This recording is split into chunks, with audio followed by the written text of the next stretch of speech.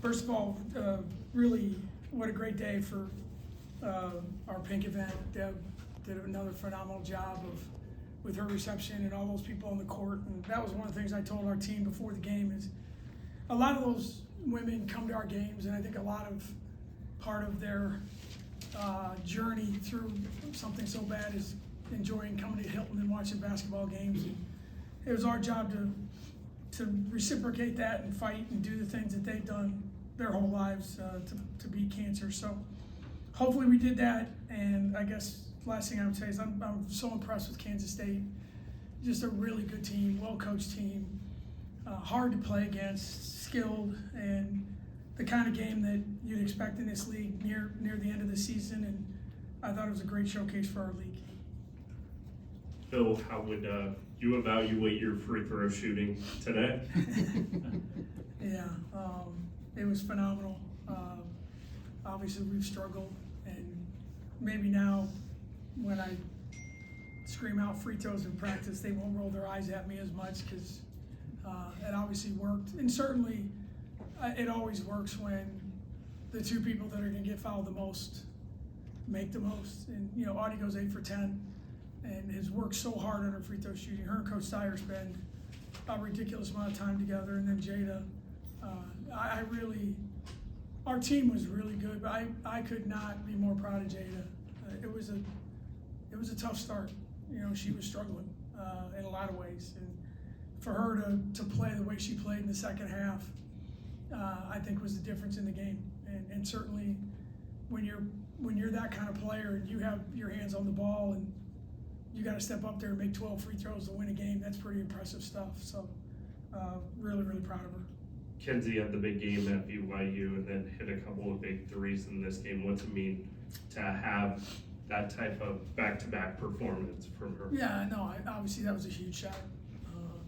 You know, Kenzie, you look at her, she scored 9 points on probably the most efficient 3 shots ever. But that's something that she's accepted that role on our team. She's one of our best perimeter defenders. You know, she's a gamer. She plays hard. You know, she's been through a lot physically and still is going through a lot physically. But this team is I think, over the last couple of weeks, you know, everyone's made a big deal about AJ coming back, and I get it.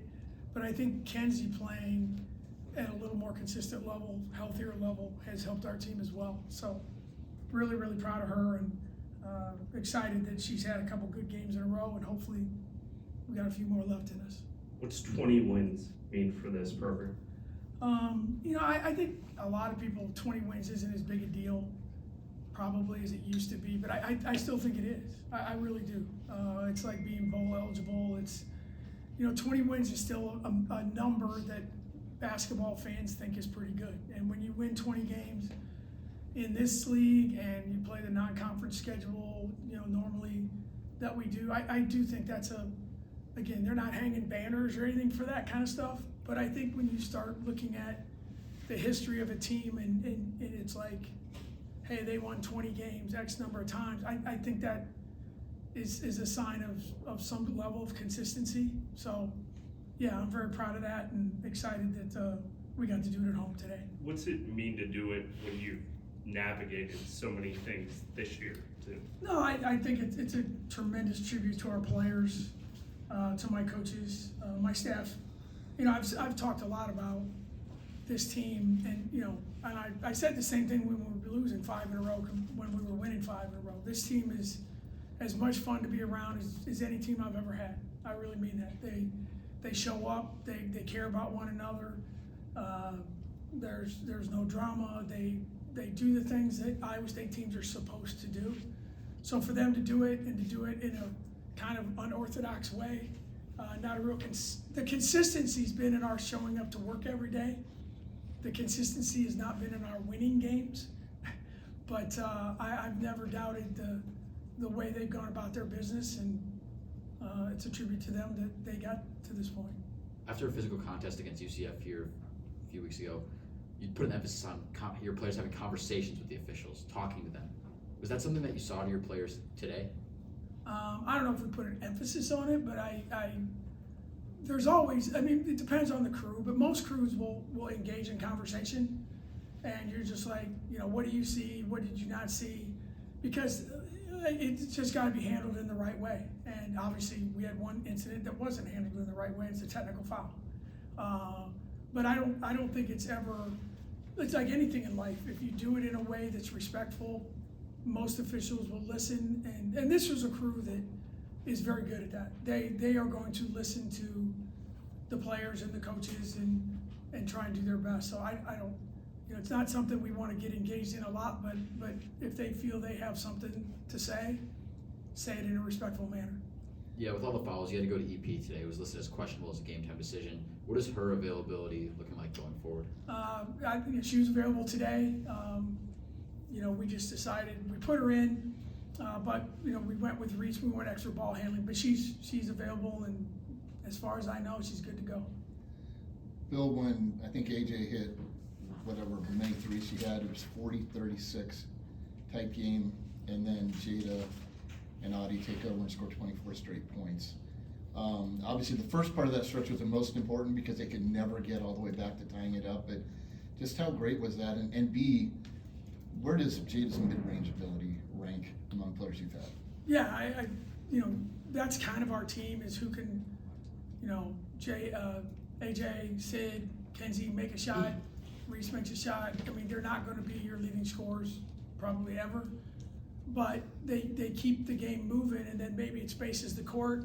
Now you have Jada in the middle of the floor with Audie, and they were gapping Jada, and then we started ball screening a little more with Audie, and she gets to her 15-foot mid-range jumper, she's pretty good. And in a world where analytics is kind of taking over and people don't like that shot, she's really good at it, and we're not going to change that. But when we can do those kinds of things, we have a chance. And I thought Audie was very patient, worked to get her position.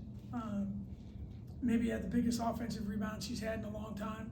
So yeah, when those two kind of get it going and get in a rhythm, and you just when they extend their defense to take away a shooter, it's maybe one more step that Jada gets. It's one less hand that Audie deals with, just because the threat of someone making a three is out there, and I think that does make a difference, especially with those two. And late in the game, I think Jada was able to dribble off several seconds. Well, from a bird's eye view, it looked like they're trying to foul. I think Coach Minnie said they were hoping to get a trap, so they weren't trying to foul right away. Just what was that perspective like for you after she'd had the struggles of 6 turnovers at halftime?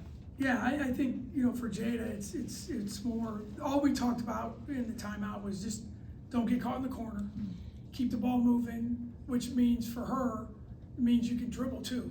Sometimes, she is so good with the ball that she can create, instead of passing out of a double team, she can dribble out of it. And I thought she did a really good job. She kept the ball in the middle third of the floor most of the time. And yeah, they were smart. They were trying to trap her first. Yeah. They had the arrow at that time, so it's a kind of a combination of, do they get a jump? Do they get the arrow? Do we turn it over? So I thought she was really good. And like I said, just didn't try and do anything crazy. She didn't go too deep. She kind of worked from the free throw line to midcourt in the middle, and that's hard to cover. Is Jada's belief in herself what makes her so good in those late game situations? Probably.